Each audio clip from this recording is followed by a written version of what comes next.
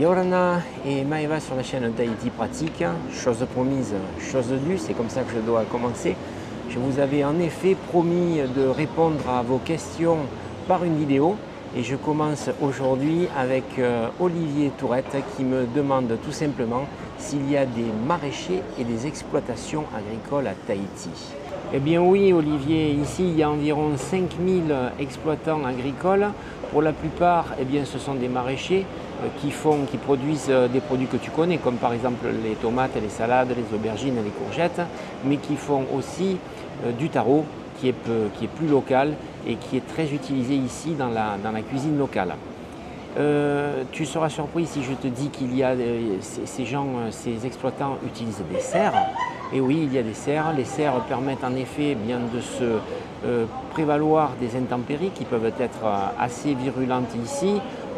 Il y a parfois des dépressions, des précipitations très abondantes.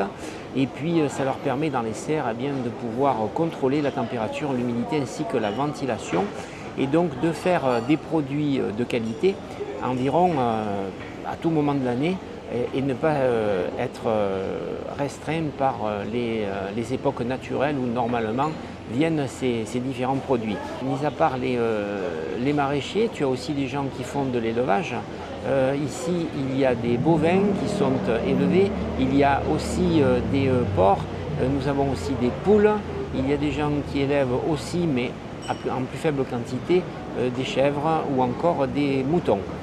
Nous avons aussi un élevage de poissons qui vient compléter les produits de la pêche, je dirais, normale. Je peux aussi répondre à ta question en te disant qu'il y a des exploitants qui exploitent le copra, le copra est un fruit du cocotier et qu'on utilise beaucoup ici en cosmétique pour faire par exemple des savons ou des shampoings ou bien sûr le célèbre Monoi. Nous avons aussi des produits qui sont estampillés bio. C'est de plus en plus le cas et ça fait déjà quelques années qu'il y a pas mal de progrès qui sont faits sur tout ce qui est produits bio issus de l'agriculture. Je vais terminer la réponse à cette question pour essayer qu'elle soit le plus complète possible, pour te dire que tous ces exploitants sont sur l'île de Tahiti, mais surtout concentrés aux alentours de Taravao, qui se trouve au sud.